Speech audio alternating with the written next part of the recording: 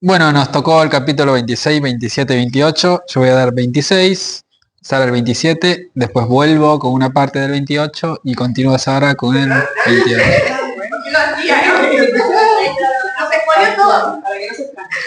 Era una sorpresa. Bueno, como decía Kay, estaba en esta participación, en esta conversación, está Bildad, ¿no? Y era un tipo muy de las costumbres, muy de creer en lo que creía y nadie lo sacaba, ¿no? Y como decía Kay, solamente habló 6 versículos, ¿no? Bueno, habla 6 versículos justamente porque va a ser Job el que lo va a interrumpir, ¿sí? Ahí se picó. Y bueno, yo me voy a tomar este atrevimiento de decirlo de esta manera porque después lo van a entender. Dice que Job lo interrumpe de manera sarcástica, ¿no? Y dice que le dice en tono burlón: es así como ayudas al necesitado, al que ya no tiene fuerzas. Vaya, vaya, qué discurso tan hermoso has pronunciado, Bildad. Qué buen amigo resultaste, qué consejos tan buenos sabes dar a los ignorantes como yo, qué inteligencia has demostrado. Dice que eso le dice Job a Bildad en tono burlón. No. Vaya, vaya. Y bueno, dice que Bildad continúa su discurso. En algunas versiones no dice que Bildad continúa el discurso, pero cuando estuve leyendo me di cuenta que en realidad sí continúa el discurso. Después de que Job lo interrumpe, Bildad se ve que no lo tomó mal, ¿no?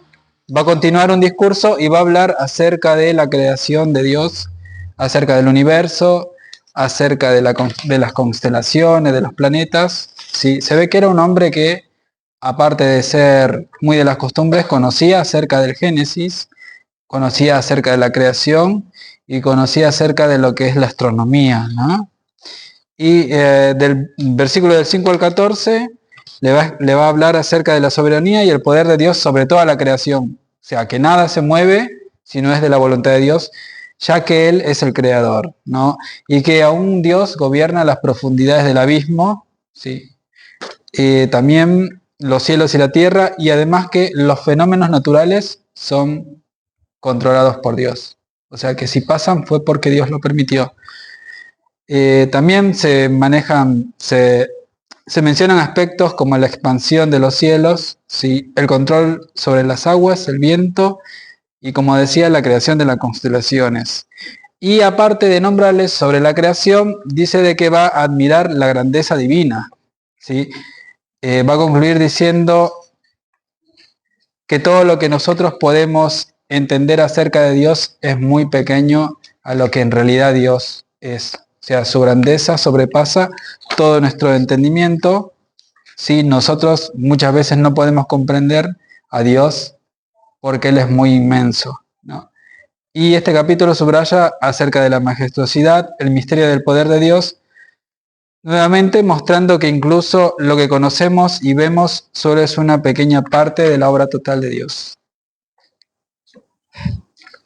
Ahí está. Y así terminando, ¿no? Concluyendo, mostrando un poco de ese Dios creador, empieza el capítulo 27, donde podemos decir que hay si tuvimos una séptima respuesta en el capítulo anterior, ahora que va a haber una octava respuesta de Job.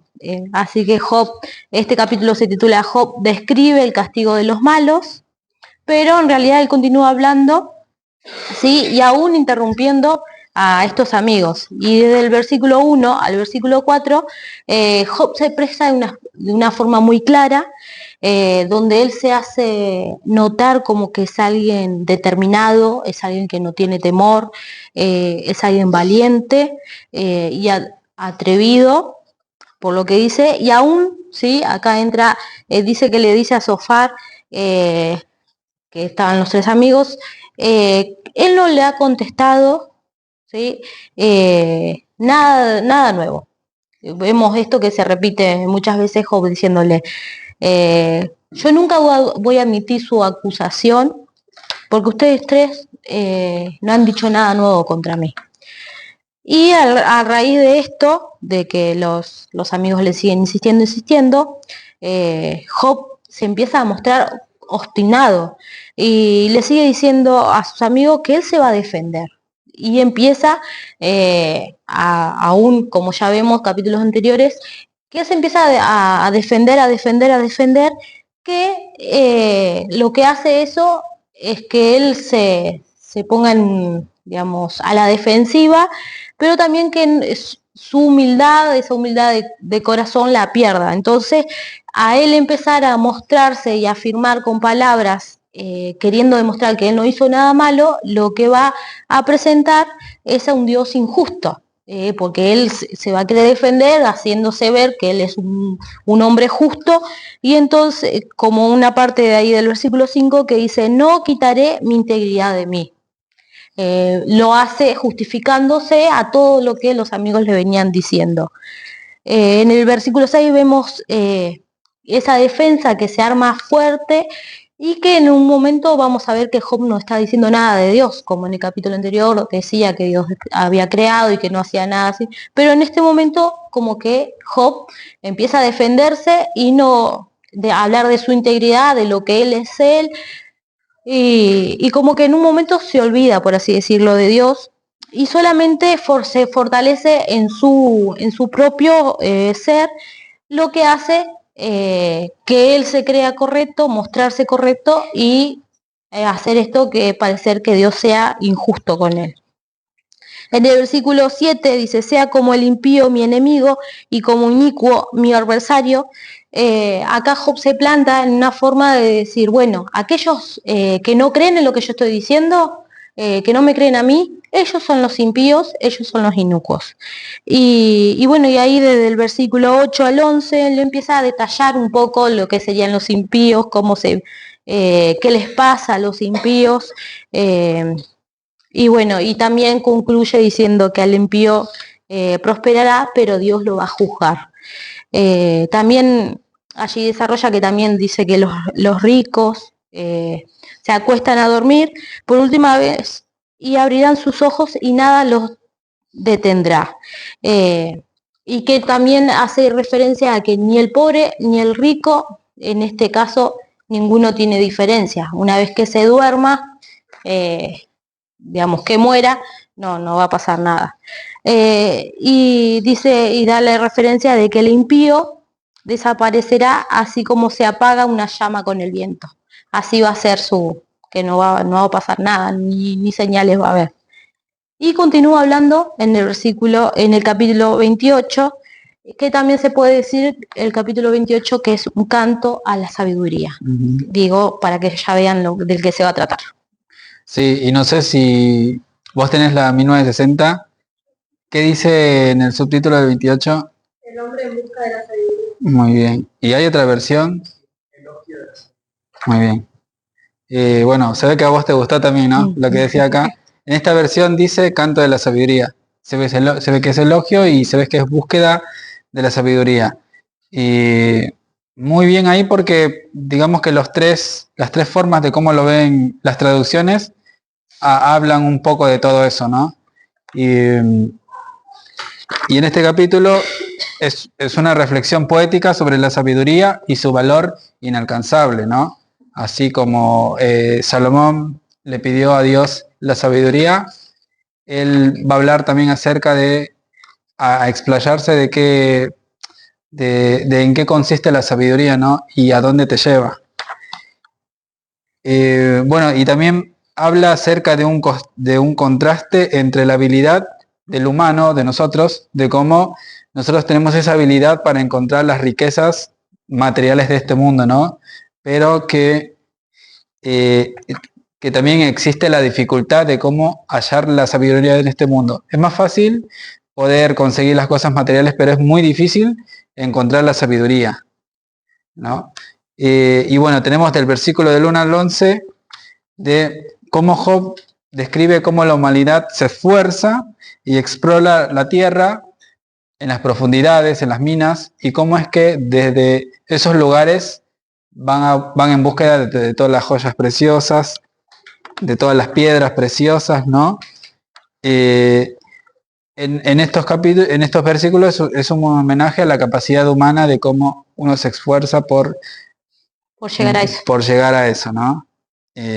Y después, más adelante, en el versículo 12, Job se pregunta dónde se puede encontrar la sabiduría, destacando que no está en esos lugares donde el hombre busca con tanto esfuerzo, ¿no? Escapar sobre la tierra o utilizar otras habilidades, ¿no? Y vos contestás esa parte, ¿no? Sí. Bueno, ahí donde él hace esa pregunta, ¿no? ¿Dónde encontrar sabiduría e inteligencia? Es como también una forma burlona hacia los amigos, porque ellos hasta este momento no le han dicho nada que él ya no supiera.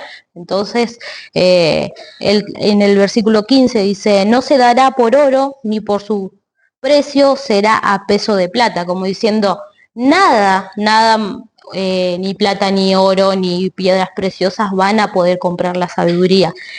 Hasta el momento esperaba que me dijeran algo, pero lo único que encuentro es entendimiento de hombres nada más. Nada más que eso, nada que sobresalga. Y en el versículo 19 menciona el topacio y otras que son piedras preciosas, y que él hace referencia a que la sabiduría ni con eso se puede comprar. Y desde el versículo 20 al 22, él menciona que nosotros los vivos no podemos hablar con los muertos, y hace una mención de alguien en especial, también como para desarrollar de que eso es mentira, aquellos que hacen eso es mentira. Nosotros hasta un cierto punto sabemos, pero después no sabemos más nada, porque hay cosas escondidas que ni las aves del cielo, ni los peces del mar saben que están escondidas, sino solamente Dios, que es el creador de todo, y Él fue el que escondió en ciertos lugares y puso en ciertos lugares estas piedras preciosas y todo eso. Que el hombre encuentre, bueno, porque busca, pero no va a encontrar todo porque están justamente escondidos en esa creación perfecta que Dios ha hecho. Y en el versículo 26 habla sobre cuando Él dio la ley a la lluvia y camino al relámpago de los truenos. Este versículo se ha creído por mucho tiempo que era mentira, que estaba equivocado, por cuestión de que, bueno, había hasta que no se descubrió el tema de que la velocidad de la luz y todo eso, se creía que estaba equivocado, hasta que se descubrió que las ondas del sonido viajan más rápido que las ondas de la luz. Entonces, como que no se entendía por qué el relámpago se veía primero que el trueno. Y bueno, y es por eso, primero se ve el relámpago y luego se escucha el trueno. El relámpago es el destello del estallido del trueno que tuvo lugar, dice ahí la palabra. Y ahí los científicos hoy en día y todos como que dicen, qué tan específico, como ya lo había dicho Max, de las constelaciones y todas esas cosas, como que acá en la Biblia ya lo especifica, y ellos como que lo vienen encontrando después de mucho tiempo. Y termina en el versículo 28, ¿sí? Un versículo que quiero cerrar y leerlo, muy conocido, que dice, y dijo al hombre, he aquí que el temor del Señor es la sabiduría, y el apartarse del mal es la inteligencia. En otra versión dice, si ustedes me obedecen y se apartan del mal, habrán hallado la sabiduría. Y así cierra este capítulo, hablando y homenajeando la sabiduría de Dios. Amén. Sí, estaba lindo. Si ustedes me obedecen y se apartan del mal, habrán hallado la sabiduría.